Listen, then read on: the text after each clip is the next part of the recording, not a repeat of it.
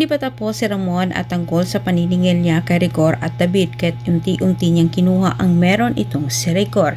Samantala, si Rigor din mismo ang nagtulak kay Marites papunta kay Ramon.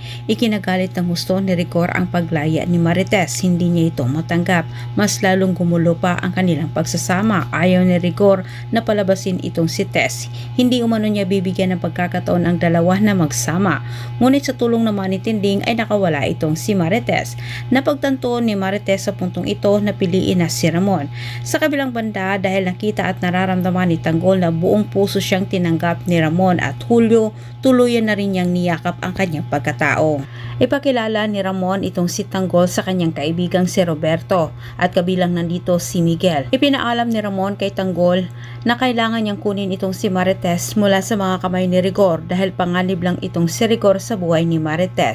Ngunit hindi pumayag itong si Tanggol sapagkat umasa siya na mabuo ang pamilya ni Marites at Rigor. Ngunit paliwanag ni Ramon sa mga nangyari, wala nang pag-asa na maayos pa ang relasyon ni Rigor at Marites kahit buo na umano ang kanyang desisyon na kunin itong si Marites at nagkasunduan na umano silang dalawa. Walang-wala na itong si Rigor na pag-isip-isip nito na kailangan umano niyang magpalakas para labanan umano ang puwersa ni Ramon. Kinumbinsi ni David itong si Rigor na gamitin umano nila ang perang nakuha niya sa mga kabalyero para sa gayon ay matapatan na umano nila ang puwersa ni Ramon. Nagdadalawang isip itong si Rigor dahil siya'y may panindigan.